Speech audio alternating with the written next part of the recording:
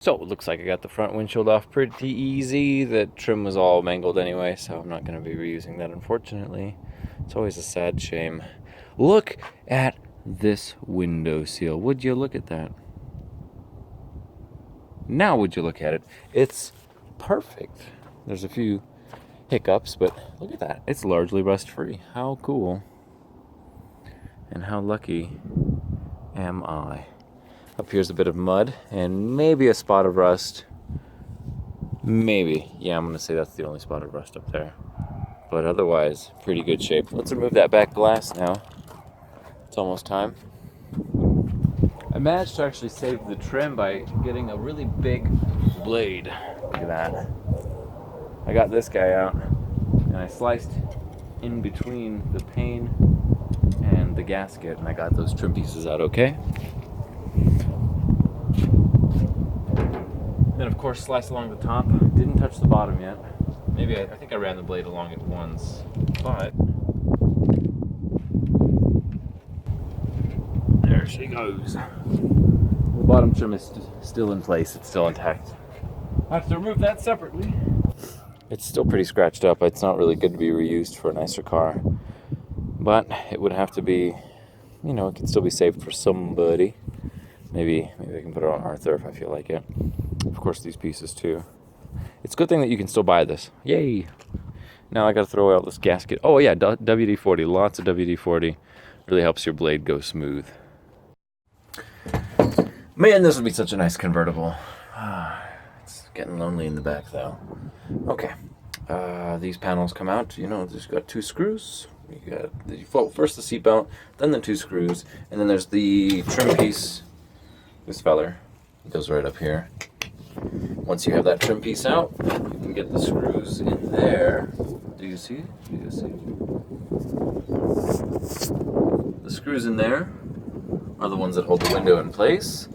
And I've already got the other side out. Of course, the little latch is broken, so that's going to be fun. Hopefully I can find a new one. There are screws on the glass, which tell me you can remove the chrome.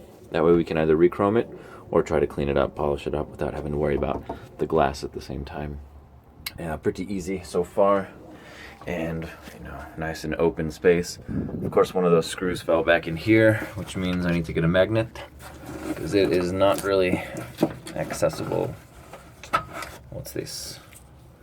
Beautiful putty. Okay. Behind the headliners, two screws to get the trim out on the back side, and then I need to pull out the rubber, the headliner, and the wiring harness. That's going to be fun. And the windshield wiper motor.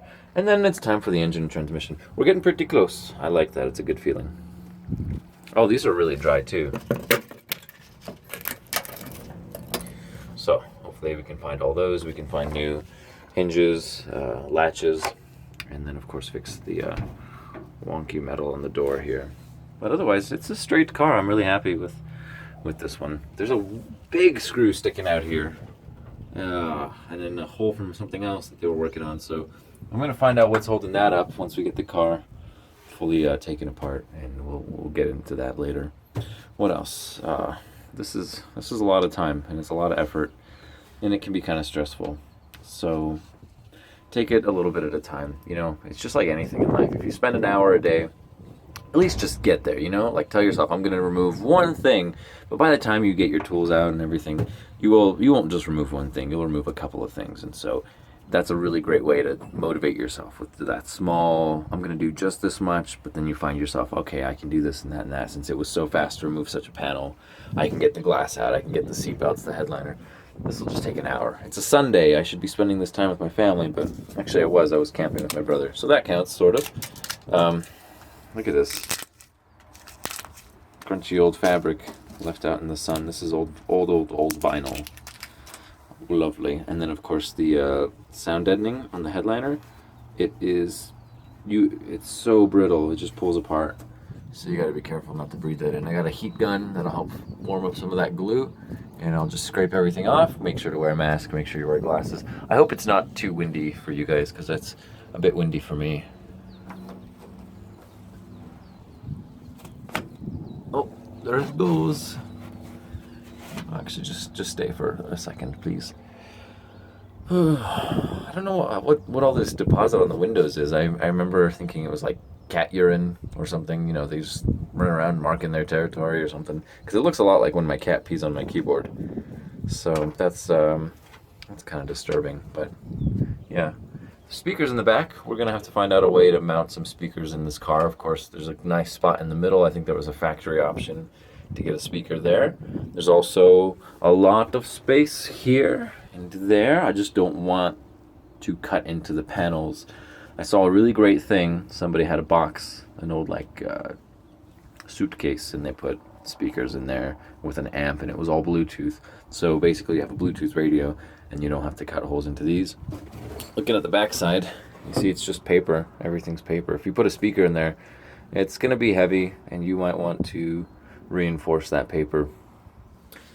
I'm sure there's a more technical name for it, but it's paper. Here's an interesting note I have to keep in mind for when the upholstery shop is taking care. Oops, I missed one. Of all of the assembly, there we go. The welt cord, which is this lovely guy, basically the big weather stripping here, and it sucks shooting against such a bright background. But this welt cord has a strip that's nailed in here, which is then stapled to it. So that's something to keep in mind. It's basically the same paper, just layered up, you know. Look at it, it's so, ugh. But that's how they get that in there. And then of course, I think it goes all the way down and around the door. It might stop actually just at the bottom, but we'll see when we get there. And yeah, here's the other side as well. There's that strip that's stapled up there, and it goes up and around, and yay. Hey, check it out. Right behind here, there are two holes which are not being used for anything, which would be perfect for a seat belt. That's right, folks. You could be your top anchor point. The belt would come up through here. Maybe make use of that little cavity there. And belt seat can go up here, and belt seat can go down here, and belt seat can buckle. Well, right there's okay, but we can also go right here. We'll have to work this one out, but belt seats will fit. Very nice. Pretty good amount of work went into putting these in, I guess, if you can call it. This is a really nice brand. Its qualities. It's medallion. Yeah. 3 screws holding that guy on. It's not too intrusive, but it's still pretty subtle. Run the wires under here to the front. All right. And now into the trash. Okay, look, there's a speaker here behind that. But it's interesting because in the middle of the panel, really brittle panel, there is no hole for the music to come out of. So what's the point of this funny little 15-watt speaker?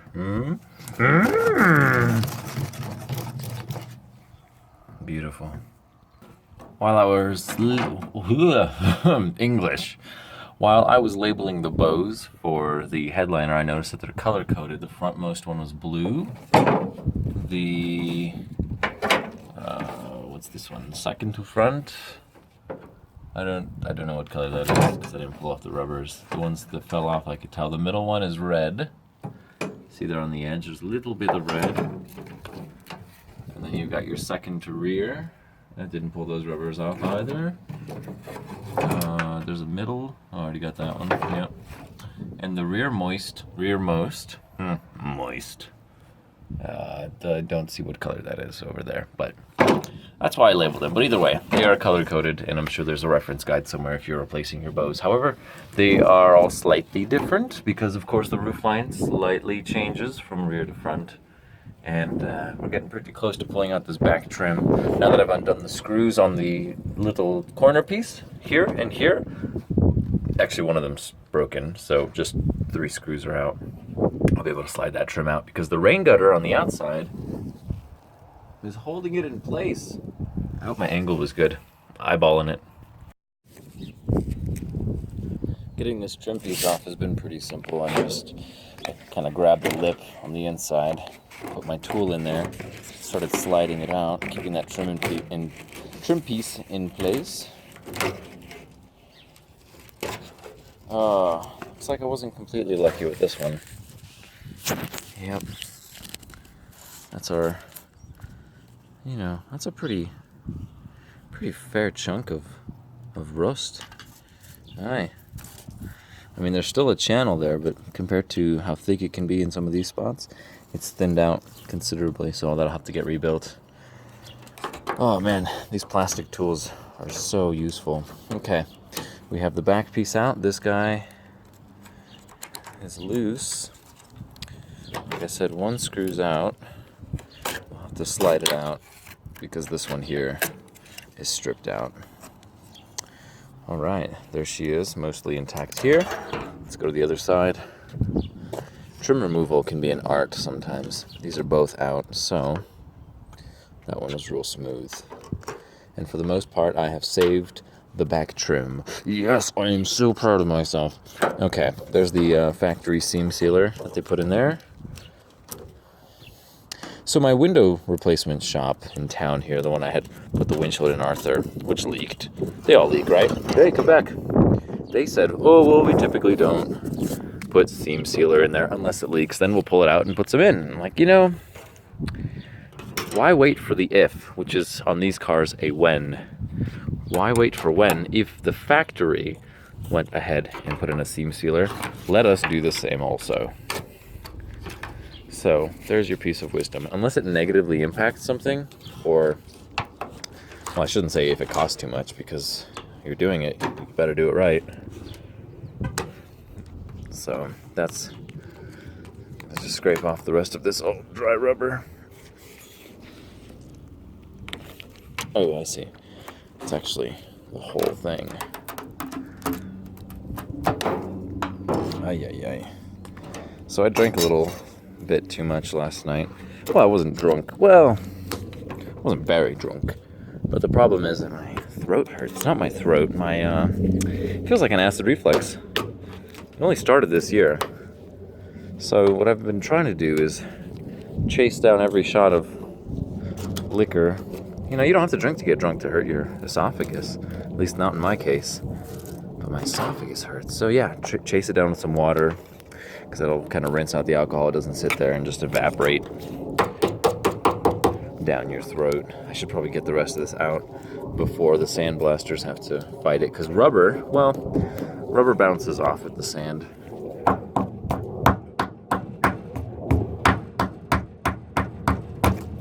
Yep.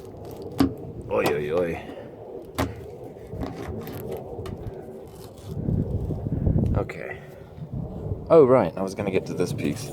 This feller here, this is a sturdy guy. It's, I feel like I'm bending a metal backing on it, and I'm sure it does have a metal backing. It's a little spongy on this side because that's where it needs to have adjustment to seal.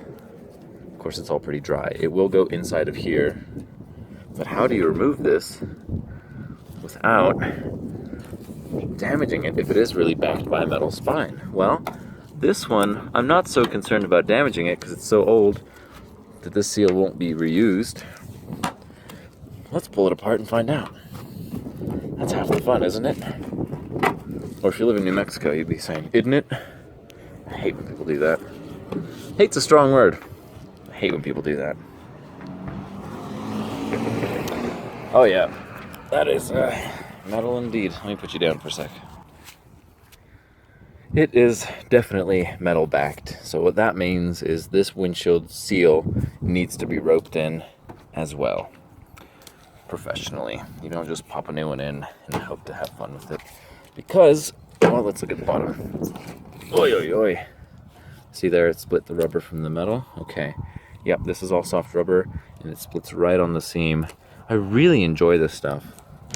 Sort of dissecting apart. Dissecting apart, that's a bit redundant.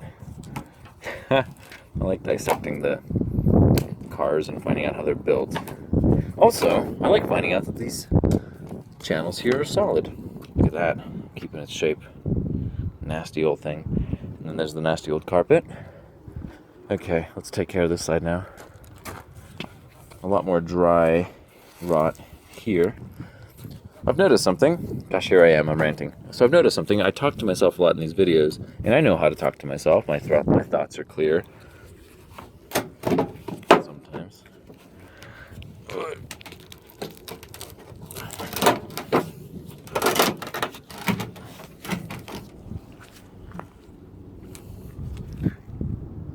Funny, I happen to be saying that. Someone's walking by. I got a weird look. Okay. So I do talk to myself a lot in these videos, and I know what I'm trying to say. And it's funny, because when I'm in social situations, I'm either really quiet, or I'm a little loud. It's hard to be in the middle. I like to be the funny guy. I get it after my dad. Okay, that one's really, really well put. Yeah, my dad's a funny guy, and I kind of picked up after him. You know, puns, things like that. Okay, last bit here. Oy, oy, oy. Yeah, I get excited and I start talking a lot, loud and fast. Whoop, see, this is a really good quality stainless piece of trim. Of course, it's smaller and thinner, but largely kept its shape. No dents that I can see. And I'm really happy to announce that I got it off in one piece. Okay, and it's time to clear out everything in here, and we will take out the rest of the dashboard. The car will be whatever's in the trunk, and then we can do the headlight. Oh my goodness, this is like, oh well, this and this, and then we're ready to go. And I'm like, yep, this and this. Oh, and that. Oh yeah, and this also. And over there. Oh, okay. Well, hope you guys are enjoying listening to me talk about this. There's a lot of stuff that needs to get done, and my patience is running out with this paint and body shop because they were supposed to have room for us yesterday, and the guy's like, oh, I'm painting all weekend, so call me on Sunday. Can't get a hold of him today. Probably in the paint booth. But basically, Genevieve needs to get out of here because she's ready to go. And if you're wondering, that's not the way the hood really sits on that car. I put it on backwards.